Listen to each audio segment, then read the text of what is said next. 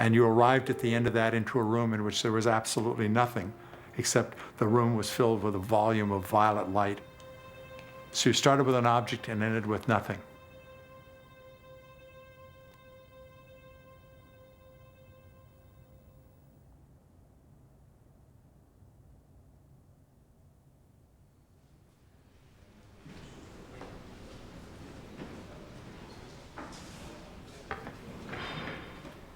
After those large, messy action paintings of the late 50s, I knew I had to start honing down, eliminating all those arbitrary gestures. The paintings were out of control. So essentially, I took myself a format in which I had total control. That is, I made the paintings very small so that every single drop of paint in there was something I intended.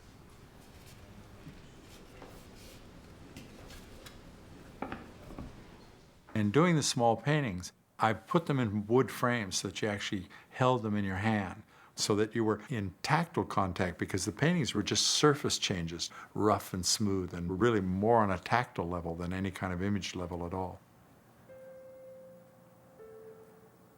At that point, I became concerned that you could still Rorschach them, that it's a cow jumping over a moon, or that it's grass or it's sky. So I asked the question, what is the least image-evoking kind of mark? And it was a straight line.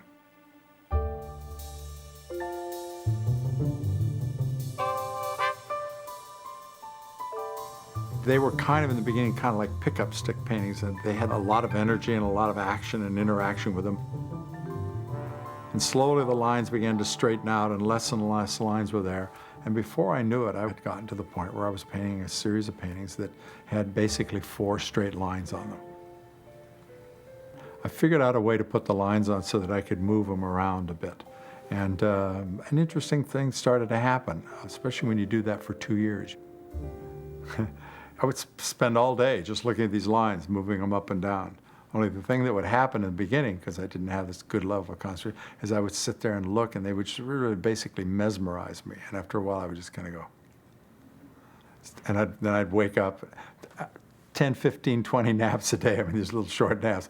After a while, though, I got really quite fascinated by the fact that I could start to see the most subtle kind of nuance. And I began to feel that I actually was aware that the entire painting was restructured. And I became, for the first time, aware of how critical the eye is.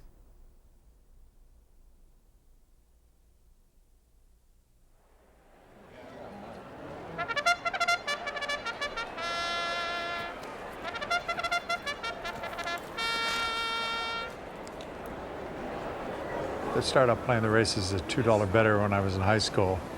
It was a fun game, interesting kind of game. After a while, I got involved with how intricate the game was, and it was kind of my first philosophic lesson. Highest amount of emphasis on discipline, highest amount of emphasis on the ability to organize and sort your information.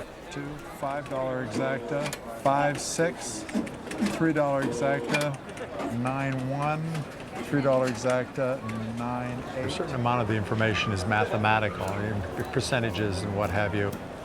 But finally, there's a whole other level of information, which is actually tactile in nature, or just really, in a sense, paying attention or attending what's going on.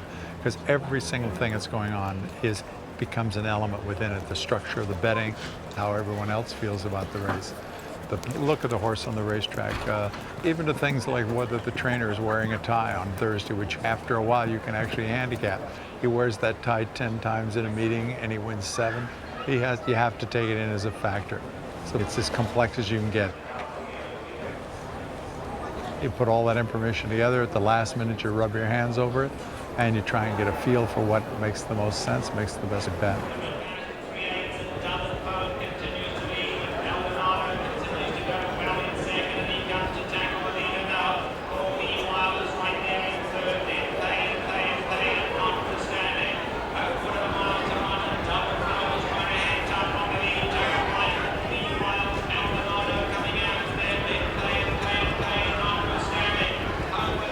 All right, come on. Hang in there, hang in there. Stay with him, stay with him, stay with him.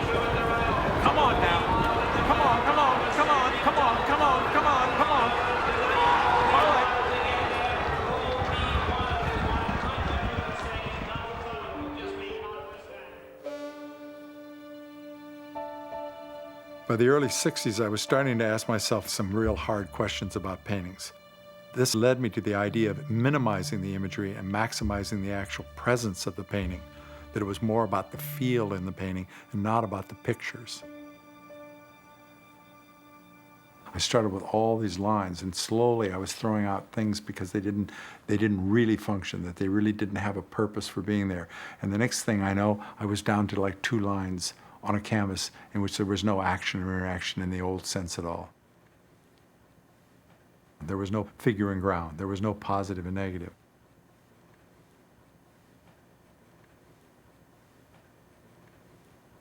The paintings created a very strong emotional response.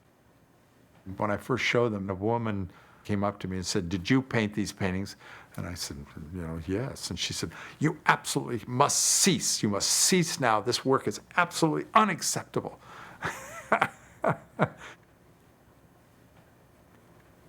At that moment, for the first time, I realized this idea of the mark and the power of the mark. And so at the time, I thought it was an interesting question. How do you paint a painting without a mark? I made a canvas, carefully curved in all directions, just enough so as that there was a tension. And finally what I did was to put dots on. I put these very small red dots on, and then between every one of those dots, I made an optically correct opposite color. And they would slowly get softer and softer and softer and softer.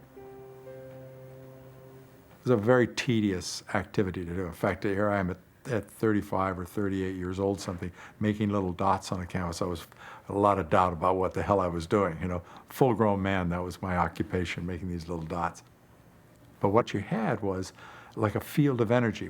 At first, when you'd look at them, there would be almost nothing there. And then you stand for a moment, and after a while, it just pulsed in front of you. And yet there was no thing per se to look at.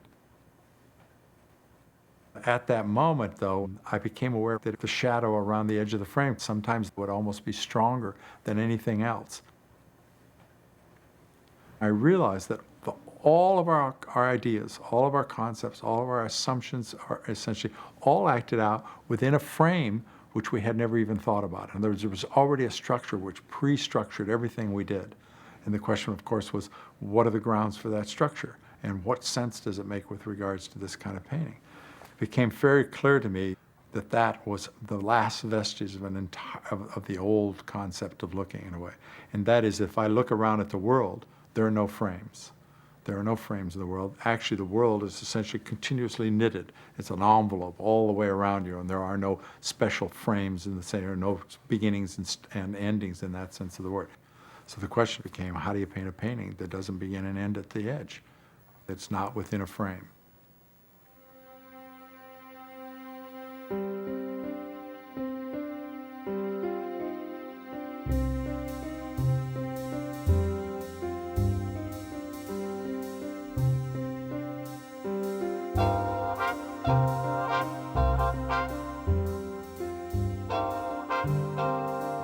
Came up with the idea to make the shape round, to take away the critical corners, so it became more neutral as a form.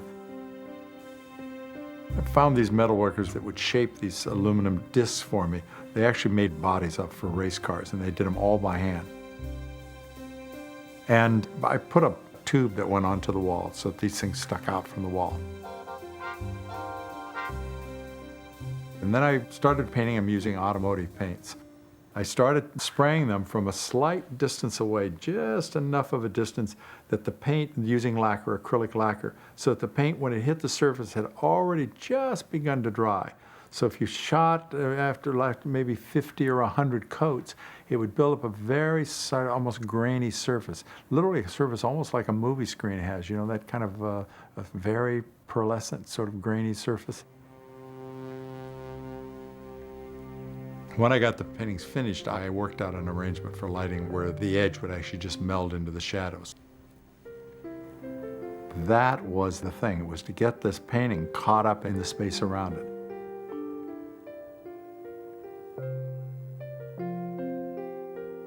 And they were greeted roundly with an amazing amount of negativism. They were declared to not be painting, but at the same time they were declared not to be sculpture. And so they sort of existed in no man's land.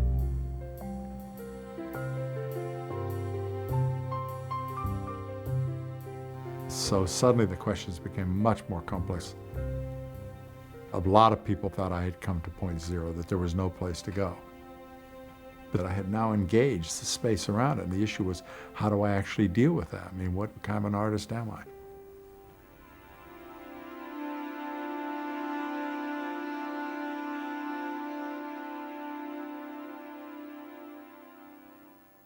I was outside of the dimensions of art. It has always been defined a world of pictures and objects. And I wondered how other people were thinking about the world at this point in time. So I started talking to mathematicians and physicists and people in other disciplines. And in that process, I met a guy named Ed Wirtz. Here's a man doing most of the physiology for the walks on the moon. He had no interest in art really at that time at all. So I came into his office and sort of was introduced, and we started talking. And he had this amazing curiosity, and he had this tremendous ability to sort of ask questions. And we brought in a young artist by the name of James Turrell, so we had a really good three-party kind of dialogue. So we started experimenting with putting ourselves in particular situations. One was, for example, an anechoic chamber. Totally sound-dampened space. Absolutely no sound. This thing is suspended. It's also a Faraday cage, so there's absolutely no electrical impulses passing through it. We had a fourth party bring each of us in, put us in a chair in the middle, and the rules were basically you couldn't walk or move around.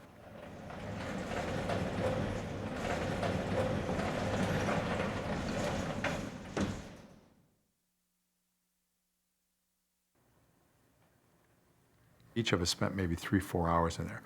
Absolutely no sound and no light.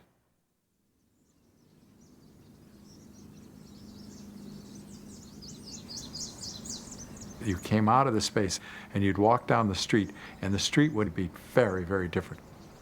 And there was a house, a tree was a tree, all those things were the same. But first of all, everything had an energy level to it. Everything was kinetic almost. I mean, everything was just alive, and the quality of colors in that were extremely intense.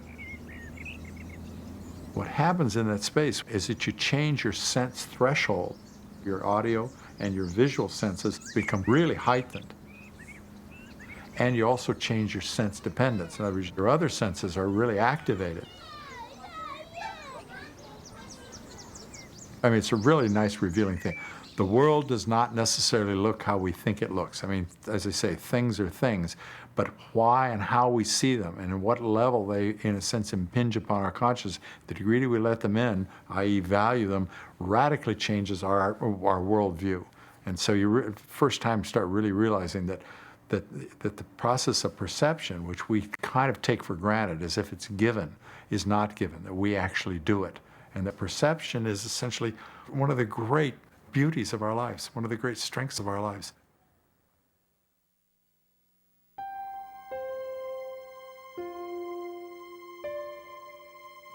By the late 60s, I had pretty much engaged the entire space around the object. And I began to try and figure out a way to make a non-object art.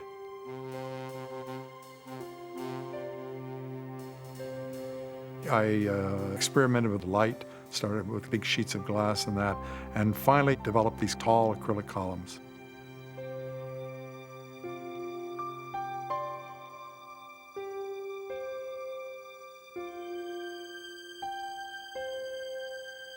I was not interested in them as an object, and as you moved around them, at one point they would be not there at all. At another point, they would be just a black line in the air, or if you move further, it would suddenly become a silver line.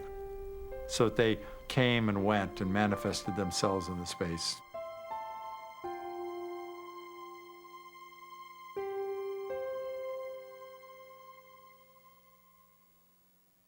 I decided that it was absolutely imperative that I understood the main philosophic arguments that underwrote all the dialogues about these issues. I had to pick a place, and it was phenomenology, which is a very hard place to begin reading when you don't read. And I sat down with Hegel, and I wrote down everything Hegel said in red.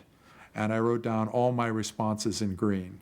And I did it every day for months on end. In other words, it's the only thing I did every day. I had no ambition, no action. And the idea of literally looking at somebody weave their way through all the most complex kinds of thoughts about why and who we are and why we do what we do and how we think, it's a marvelous thing. I've tried to do that to some degree about why I'm an artist and how I'm an artist. And it comes from this process of self-educating.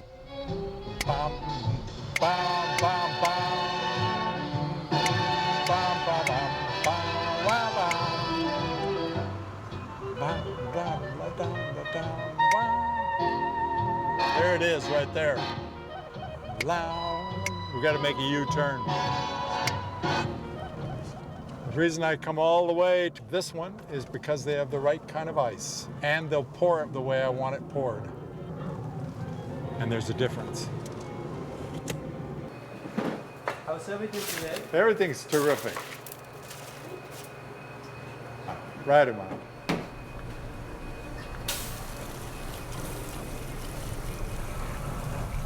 When I was in Las Vegas, spending 12 hours a day reading philosophy, and the only time I would stop was to go get a Coke. And at one point I suddenly realized there's no sense having one unless you have a really great one. And so I put it all together, the ride, the music. I take myself a little break. It's my philosopher's walk.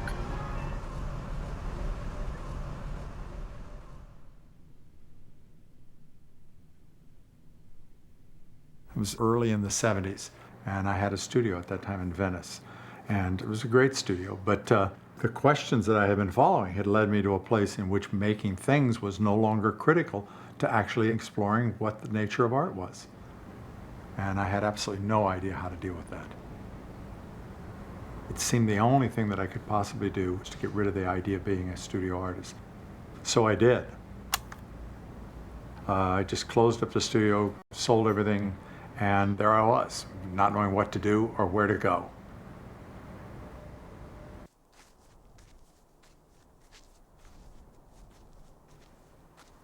For about a year or so, I was really not able to work. I started spending a lot of time alone and spending a lot of time in the desert, wandering around a little bit, sort of trying to think about what I do.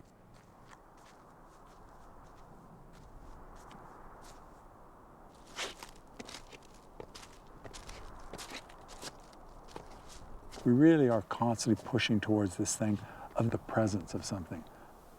I could argue that the only real moment is that first moment of actually being there, running your hands intimately over a situation, and being in the presence of something that really has impact on you.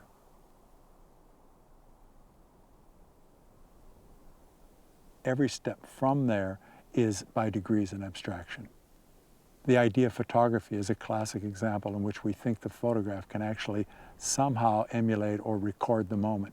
It does, but only in the terms of images. But it has none of the, in a sense, subsidiary information, which is the quality of the light, the feeling of this rock on my ass right now, no sense of the way the breeze is blowing across me, the sound in the sense of its relationship to the space in the distance, close behind me, far in front of me.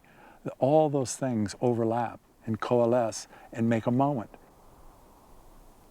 The desert was a great place to, in a sense, encounter that phenomena as pure phenomena. It doesn't have those kinds of things that we normally identify and say, well, there's those beautiful trees there and look at this thing there. There are events in the desert, but actually the desert's at its best because it's sort of stripped of all those kinds of rhymes and reasons and has only its presence. And there are moments when the desert, it's really in its beauty, it just stands up and hums.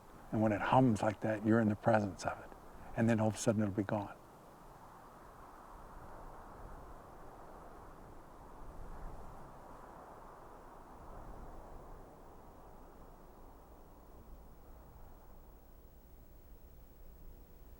Where I crossed over and recognized the world of phenomena was when I really became aware that the shadow was as real as the center of the painting.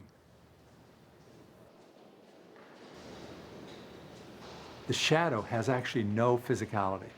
You can't weigh it, you can't measure it. It's completely transient. And so in one level, on a quantitative level, it actually has no existence. And yet on another level, it is absolutely critical. You cannot see without these shadows.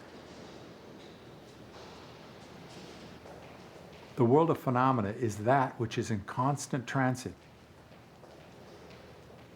These are not lies. These are a part of the textural richness of the world. And in terms of our perception, it is filled with these qualities which really enrich our lives.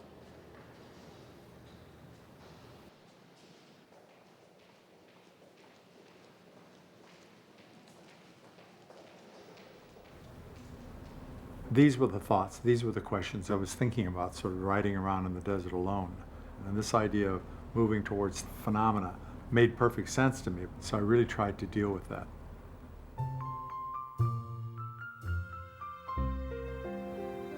One of the key things that I touched upon was operating in response.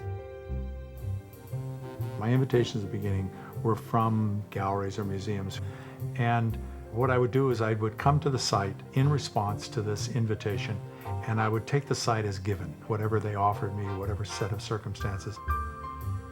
So I began essentially with the space and tried to let the space reveal itself to me in a way which informed all the decisions I would make.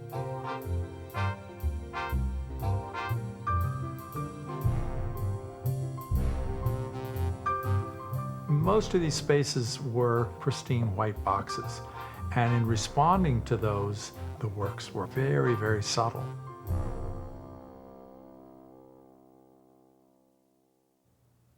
What you try to do is set up a situation in which you can have that, what scientists call the aha experience, where you walk in and say, oh my God, this is, and you have that moment in which something really happens, which are the most memorable moments in our lives. And those are best known when they're unstructured.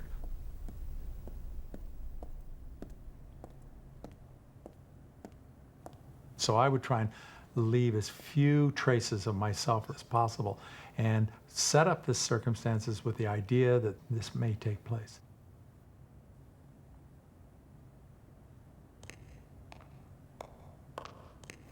I was interested in that whole experience of being in there, not being in there to look at something, but rather being in there, period.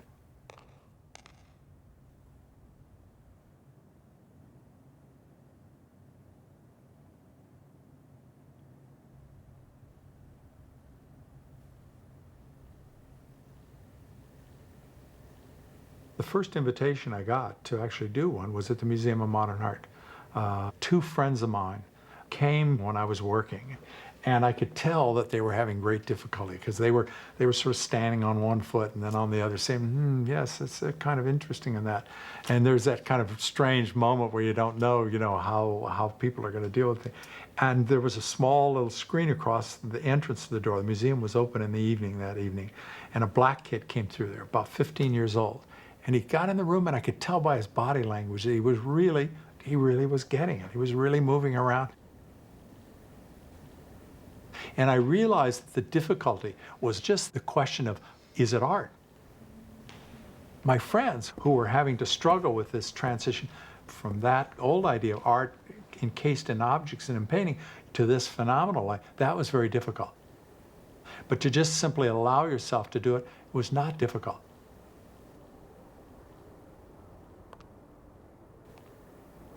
I'm not trying to tell people what to do or how to see or what's right or what's wrong. I'm trying to set up a situation in which they really perceive themselves perceiving and realize they're the magic.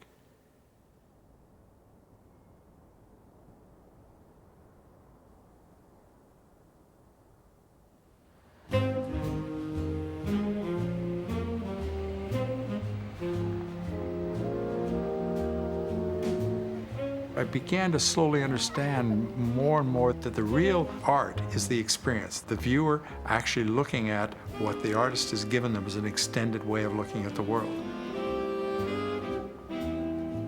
It's about seeing, it's about being aware. It's something that once you gain it, you carry it with you all the time, and you live in an enriched world. The beauty of all this is that it's totally free. It is something that you have every moment of your life. When you walk through the world, you can see things, and I see things that are more interesting and more beautiful than anything I've ever made.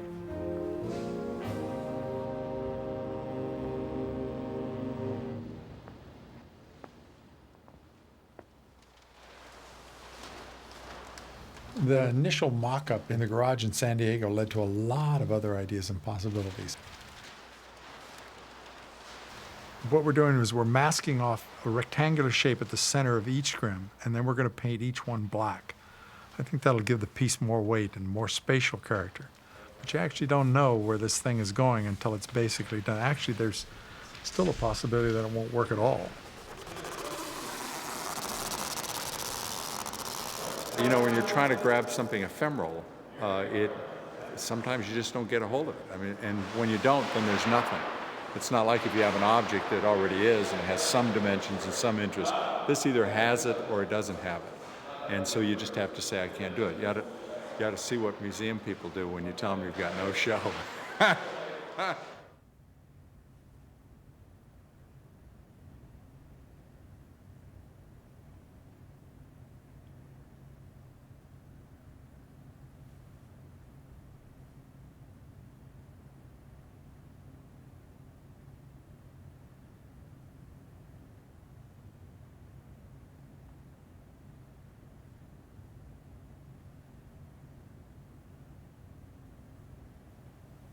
The art doesn't reside in the object. The art in the object or the art in a set of circumstances is, in a sense, the opportunity for you to have this moment of awareness, this moment of really, in a sense, touching something special that human beings can touch.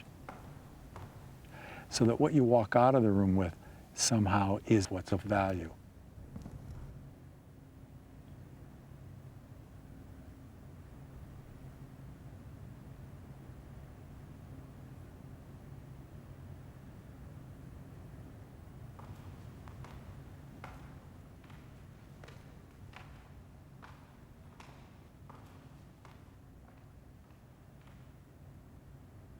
If I say to you, you can make something, and it is going to be so beautiful, it's going to be the best thing you've ever done. Only one problem, it's only going to last for 20 minutes. And you have to make a decision. And it really is a reflection of your values, where you're placing the value, what you place the value on. If the value is the experience, then it doesn't die in that sense. It essentially is incarnate in you. You essentially now act on and are a result or a kind of collection of all those experiences. And so the idea of something being ephemeral or that you can own it or not own it, it doesn't make any difference. Actually, if you take the position that in fact we do perceive and that we are the important thing, then nothing is lost.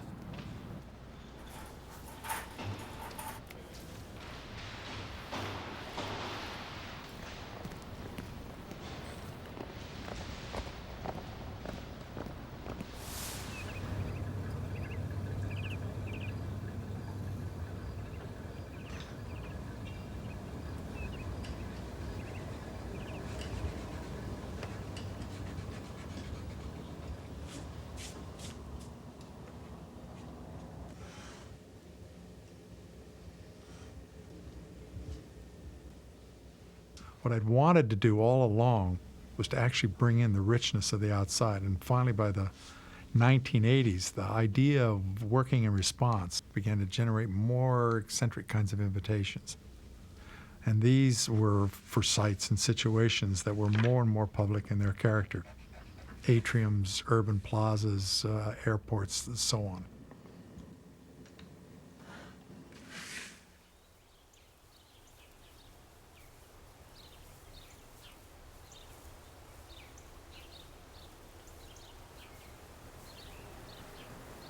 The whole issue really was about context. It was not about objects at all. It was about how we perceived objects in context. The object may be there, but you don't see it separate from or outside of the context it's in.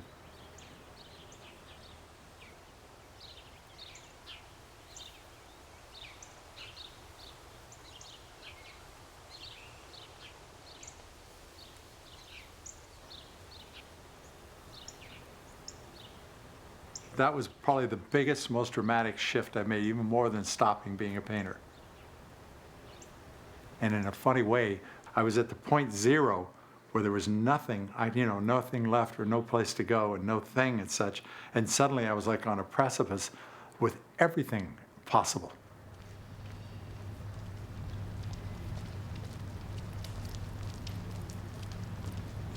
There was no tool I couldn't use, no medium I couldn't use, no technique that was not legitimate in context.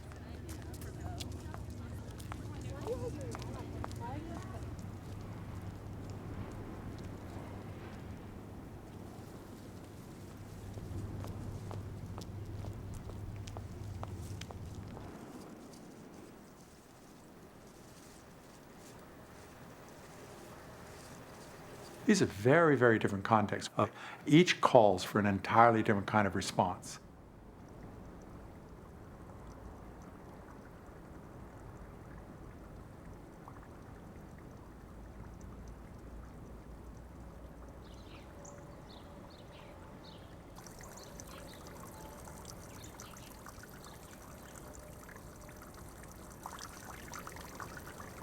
When I talk about public art, I really always use the phrase art in public places. That is, that there is a motivation that comes out of the history of art in which we're trying to, as it were, exercise certain ideas in the world.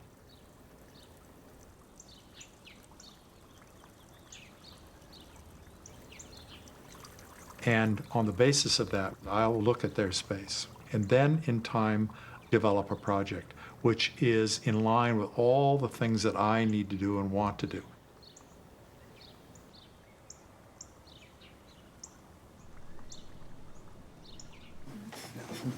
They're about like that on the back. The hip might be just a little higher. I bring this idea to them. Now, they may have doubts and they may have reservations. They're not concerned with any of the issues that have motivated me to even come to this activity. We have to build up the mound, we have to grade it, we have to, in a sense, fine grade it. Because I'm not just doing a piece, but to do a piece in line with this new aesthetic, with this new philosophy. We have to put the rocks in. Now, I'm assuming that if the project I'm doing, that if it makes real sense, makes sense in the space, even though it comes from my motivation, that it should possibly make sense in terms of their motivation. I mean, I love what you're doing in the second inner circle, but I'm uncomfortable with that particular mass being there as a part of it because I think You are in a situation which is riddled with contradictions, because what I'm doing right now is testing these ideas in the world. You have to understand that the world is not interested in that. They're going along just fine and dandy with the ideas that they've got. The three different prices I got were, the most expensive is $431, path being the real critical element, the cheapest being $235. I think we're at a moment for clarifying what the role of the artist really is in here. I mean, this whole process that I'm involved in is probably not going to even get sorted out in my lifetime. The first element that I think could be repeated continuously, this idea that at certain moments,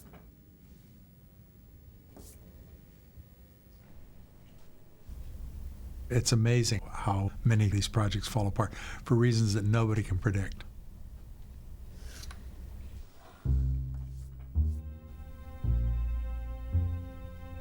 Chicago didn't get built because a large insurance company went broke right in the middle of it. New Orleans didn't get built because the mayor realized that it was a political hot potato. He could probably lose his job over it. Falling Water didn't get built because the man whose project it was died. Ohio State didn't get built because it was actually at no point higher than 18 inches. But by the time it had got translated through the school paper, everyone had this idea that it was building this giant monster that would block out the sun. So the reasons are just ad infinitum.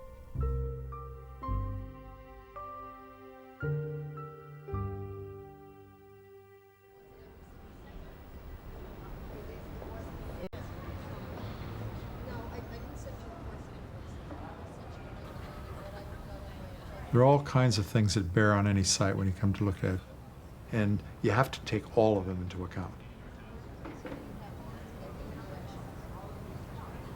There's all the physicality of it. There are all the social things involved with all the social concerns. There's all the historical ones. And you don't essentially focus on them in a kind of analytical sense, but you do it by kind of massaging of the entire thing, to try and get a feel for how the space is understood, feel for how the space is experienced.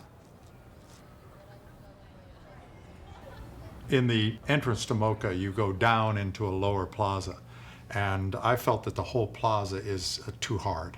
It's the way most plazas are now. Everything's concreted over, everything is hard. And I wanted to, in a sense, do something that softened it up, something that played with the color of that red sandstone that comes from India. And so what I came up with are these large structures with bougainvillea growing out of them. Originally, I considered making it out of bamboo, but it became much too difficult in a temporary installation. So we went to rebar, which is just the most common material possible. I rather like it. It has a little bit of a bamboo character to it. There's 50 of these 1-inch rebars, and they converge to about 12 feet high. Interspersed between every one of those is a 3/4-inch rebar. Then the plant material will fan out on this and lay on there, and we'll have instant karma.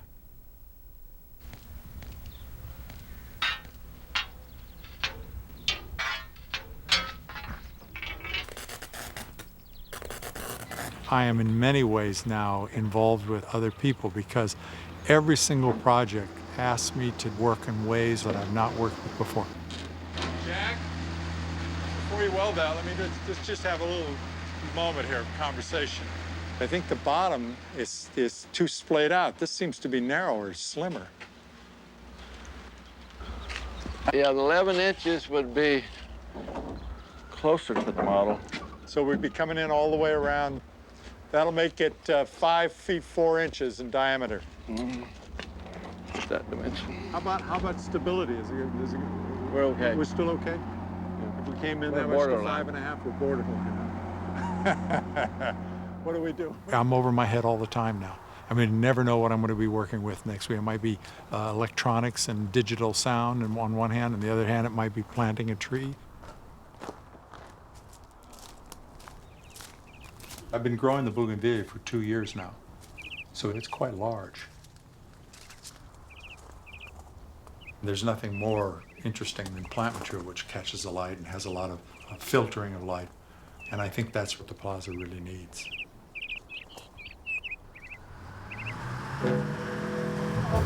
Come over this way.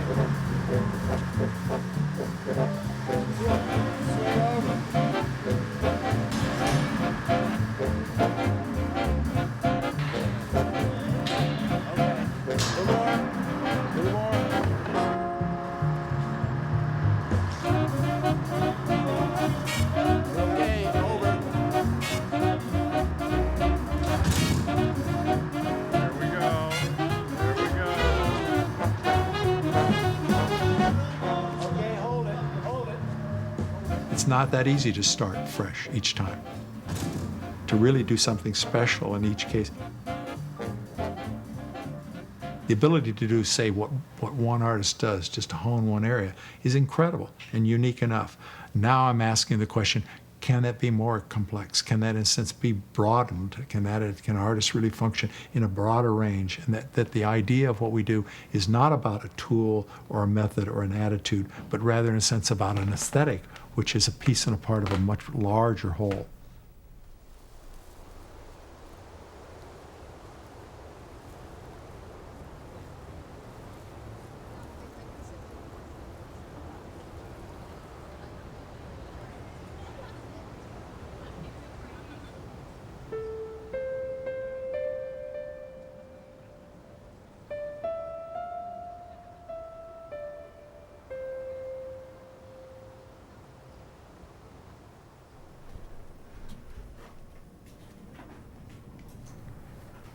For me to be an artist was, as I said, was not a very easy thing to do. It was not a graceful thing to do. And I kind of, in a way, set the other aspects of my life aside and was able to, apparently. Now I'm at a point in my life, an incredibly, fortunate thing happened. Cross. I met Adele. From the first time I saw her, I was taken completely. And of course, we had to have a child. Anna Grace is so beautiful and so incredible. Like every father, I'm like giddy about the whole thing. Let's get some blue in there, huh? Yeah, it's good. Yeah, that's good. And we'll do some sideways. That's good. Give me a shot.